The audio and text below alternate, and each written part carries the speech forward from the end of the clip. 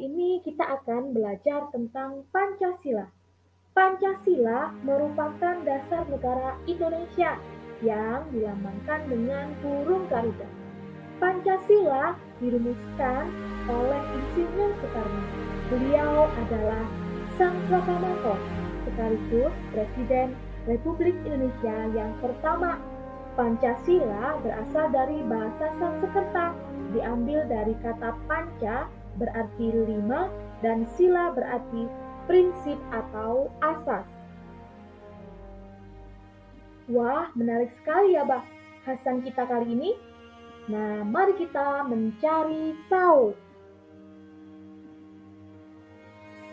Ya, sila pertama Pancasila itu berbunyi ketuhanan yang Maha Esa dengan simbol bintang.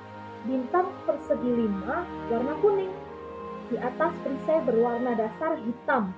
Sila pertama mengandung makna ketuhanan bagi tiap manusia dan cahaya bagi rohani manusia. Nah, contoh sikap pengamalan Pancasila sila pertama. Yang pertama, berdoa sebelum dan sesudah makan.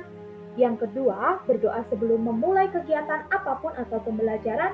Yang ketiga, mengucapkan syukur setelah selesai belajar. Keempat, menghormati saudara yang beragama lain. Kelima, menghormati teman yang berbeda agama untuk beribadah. Dan yang keenam, tidak mengganggu teman yang sedang beribadah. Oke, yang kedua adalah Pancasila sila kedua. Bunyinya kemanusiaan yang adil dan beradab dengan simbol rantai. Rantai tersebut terdiri dari mata rantai persegi yang melambangkan laki-laki dan mata rantai lingkaran yang melambangkan perempuan.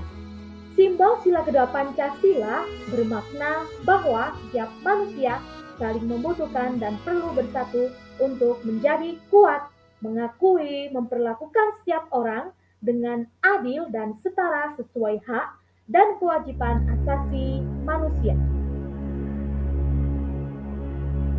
Nah, contoh sikap pengamalan Pancasila sila kedua.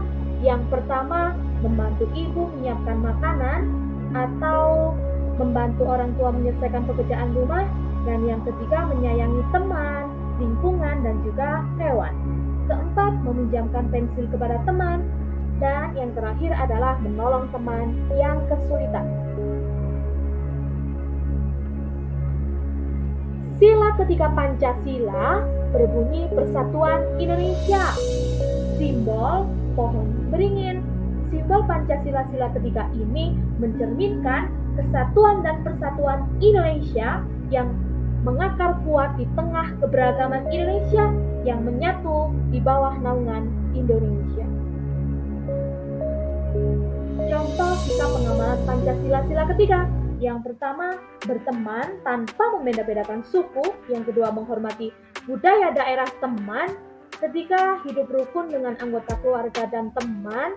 Keempat, menghormati dan menghargai teman dan keluarga. Dan yang kelima, gotong royong membersihkan kelas.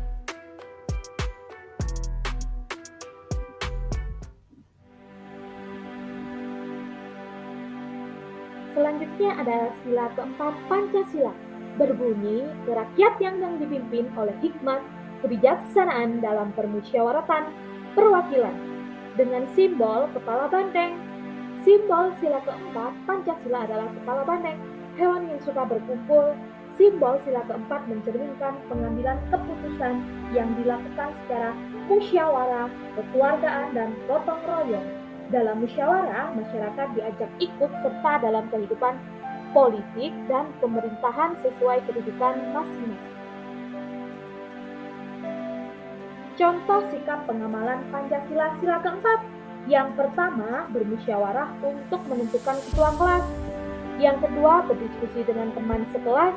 Yang ketiga, menyelesaikan permasalahan kelas. Keempat, tidak memaksakan pendapat kepada orang lain. Dan yang kelima, menghormati pendapat saat berdiskusi.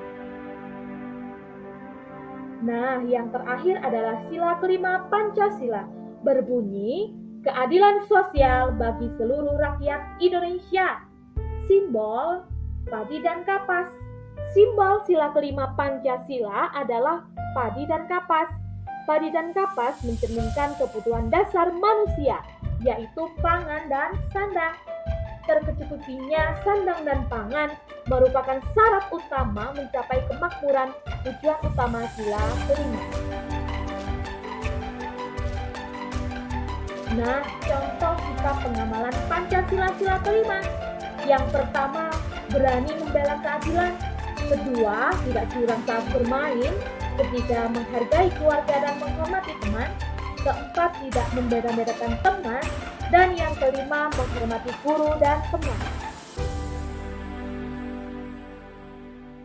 Baik, sekarang waktunya kuis. Oke, sebutkan simbol-simbol Pancasila serta contoh penerapannya dalam kehidupan sehari-hari. Nah, silakan dikerjakan di buku tulis ya, kemudian difoto dan dikirimkan ke link Google Formulir. Baik, terima kasih atas antusiasnya untuk menyimak. Semoga pelajaran ini bermanfaat bagi kita semua. Bu Rida mohon maaf jika ada kesalahan dan Bu Rida akhiri. Wassalamualaikum warahmatullahi wabarakatuh.